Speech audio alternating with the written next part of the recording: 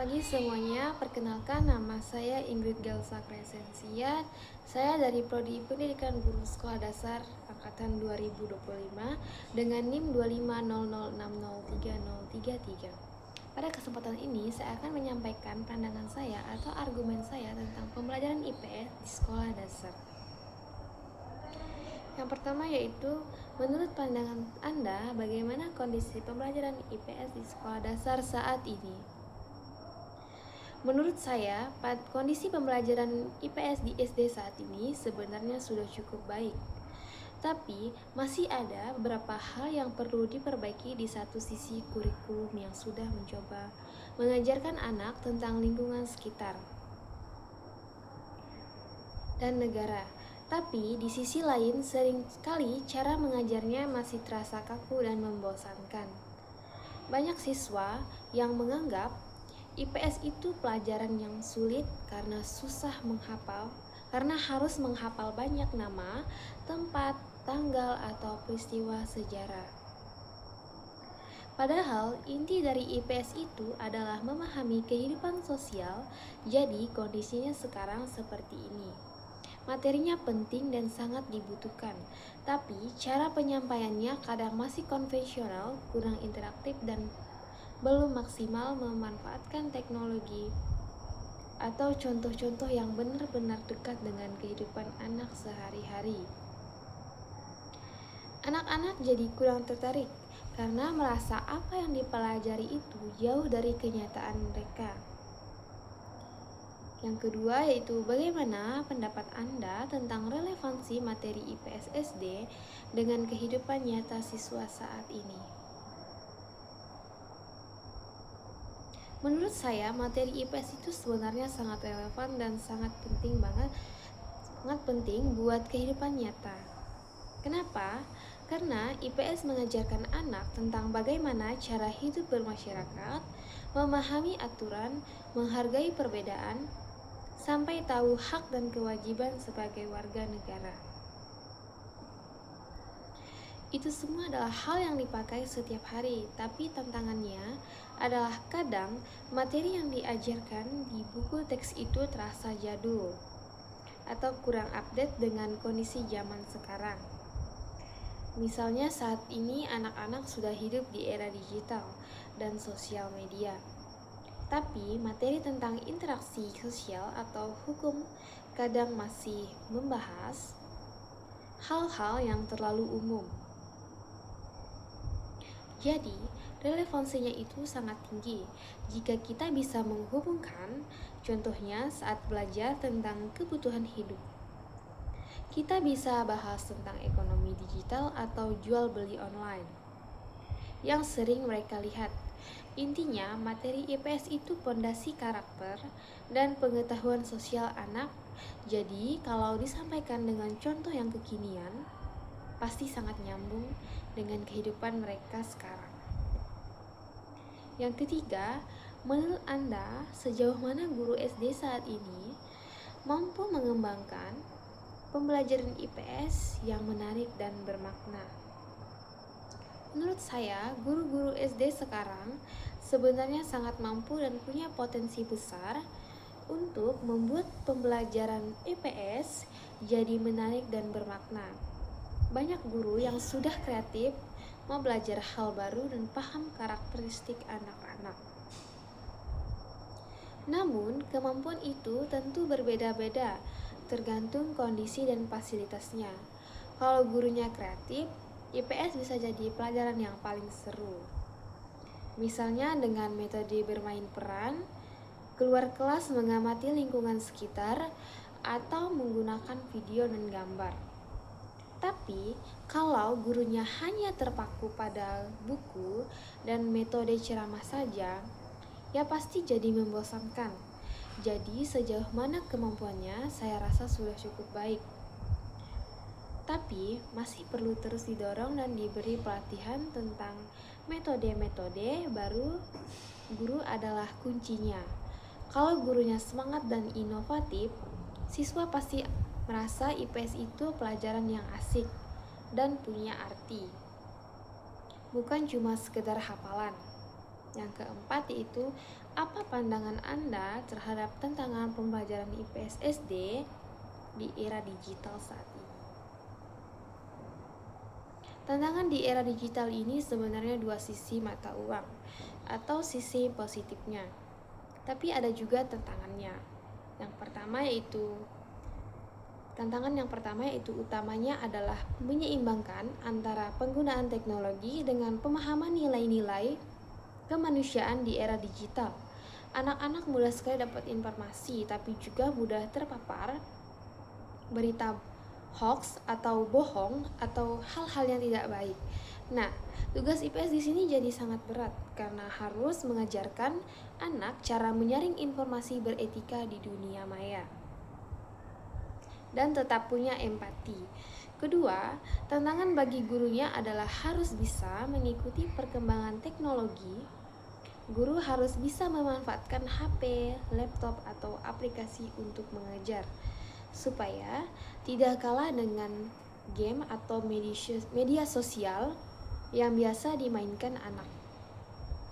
Yang ketiga yaitu materi IPS harus terus diperbarui karena dunia berubah sangat cepat karena teknologi.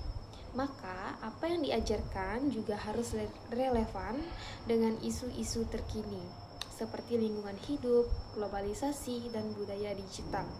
Jadi, tantangannya bukan lagi soal ada atau tidak ada alat, tapi lebih ke bagaimana cara memanfaatkan teknologi itu supaya pembelajaran jadi lebih efektif dan anak-anak tetap paham nilai-nilai luhur sebagai manusia dan warga negara yang baik. Guru juga ikut terlibat aktif dalam proses pembelajaran melalui diskusi, tanya jawab, kerja kelompok, presentasi, dan kegiatan pengamatan di lingkungan sekitar. Namun, kenyataannya masih ada beberapa sekolah yang pembelajaran IPS-nya masih berfokus pada hafalan materi, mencatat, dan mengerjakan soal tanpa memberikan pemahaman yang mendalam kepada siswa. Padahal pelajaran IPS seharusnya tidak hanya mengajarkan teori, tetapi juga membantu siswa memahami kehidupan sosial, mengenal lingkungan sekitar, belajar berinteraksi dengan orang lain, menghargai perbedaan, serta membentuk sikap peduli terhadap masyarakat dan lingkungan. Oleh karena itu, menurut saya, pembelajaran IPS harus dibuat lebih menarik, menyenangkan, dan dekat dengan kehidupan nyata siswa.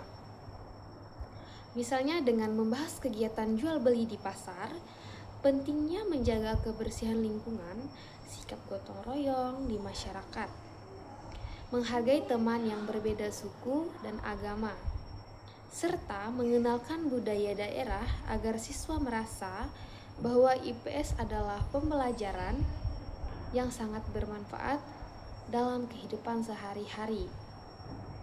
Menurut saya, materi IPS SD sampai saat ini masih sangat relevan dengan kehidupan nyata siswa, karena isi materi IPS berhubungan langsung dengan kehidupan yang mereka jalani setiap harinya, seperti hubungan dalam keluarga, kehidupan di sekolah, aturan di masyarakat, kegiatan ekonomi sederhana. Keberagaman budaya Indonesia, sejarah, perjuangan bangsa, hak dan kewajiban sebagai warga negara, serta pentingnya menjaga persatuan dan kesatuan. Semua materi tersebut sangat penting dipahami sejak dini agar siswa memiliki pengetahuan sosial yang baik dan mampu bersikap dengan benar di lingkungan sekitarnya. Apalagi di zaman sekarang, ketika perubahan sosial terjadi sangat cepat, maka siswa perlu dibekali pemahaman agar mampu beradaptasi, memiliki rasa tanggung jawab, menghormati orang lain, serta tidak mudah terpengaruh hal-hal negatif. Sehingga saya berpendapat bahwa IPS memiliki peran besar dalam membentuk generasi yang tidak hanya cerdas secara akademik, tetapi juga memiliki karakter yang baik dan jiwa sosial yang tinggi. Menurut saya, kemampuan guru SD saat ini dalam mengembangkan pembelajaran IPS sudah cukup baik, walaupun belum merata di semua sekolah. Karena banyak guru yang sudah berusaha menciptakan pembelajaran yang menarik dengan menggunakan video pembelajaran, gambar, peta, permainan edukatif, kuis, interaktif, metode diskusi, simulasi, dan pembelajaran berbasis proyek yang membuat siswa lebih aktif serta mudah memahami materi. Selain itu, ada juga guru yang menghubungkan materi dengan contoh nyata di sekitar siswa, sehingga pelajaran terasa lebih bermakna. Namun, masih ada sebagian guru yang masih menggunakan metode lama, seperti ceramah, terus-menerus, dan pemberian tugas tanpa variasi, sehingga siswa merasa bosan dan kurang tertarik mengikuti pelajaran IPS. Oleh sebab itu, guru perlu terus meningkatkan kompetensi mengikuti pelatihan belajar menggunakan teknologi, memperbanyak ide kreatif, serta memahami kebutuhan dan karakter siswa agar pembelajaran IPS semakin efektif, menyenangkan, dan mampu meningkatkan hasil belajar siswa. Tantangan pembelajaran IPS SD di era digital saat ini adalah adanya peluang yang sangat besar, tetapi juga hambatan yang perlu diatasi bersama karena perkembangan teknologi dapat membantu guru dan siswa memperoleh informasi dengan cepat, menggunakan media pembelajaran digital, menonton video edukasi, mengerjakan kuis online, dan memperluas wawasan melalui internet, sehingga proses belajar bisa menjadi lebih menarik dan modern. Tetapi di sisi lain, teknologi juga membawa tantangan seperti siswa terlalu sering bermain gadget, kurang fokus saat belajar, lebih tertarik pada hiburan daripada pendidikan. Berkurangnya interaksi sosial secara langsung, serta mudah percaya pada informasi palsu atau berita bohong yang banyak beredar di media sosial. Selain itu, tidak semua sekolah memiliki fasilitas internet yang baik dan tidak semua guru memiliki kemampuan teknologi yang sama. Sehingga menurut saya diperlukan kerjasama antara guru, orang tua, sekolah, dan pemerintah untuk menyediakan fasilitas yang memadai, meningkatkan kemampuan guru, mengawasi penggunaan gadget pada anak, serta membimbing siswa agar menggunakan teknologi secara bijak, bertanggung jawab, dan tetap menanamkan nilai-nilai sosial seperti gotong royong, toleransi, disiplin, tanggung jawab, peduli sesama, dan cinta tanah air, sehingga pembelajaran IPS di era digital dapat berjalan dengan baik serta mampu membentuk siswa yang cerdas, berkarakter, dan siap menghadapi masa depan. Sekian pemaparan dari argumen dari saya ucapkan terima kasih.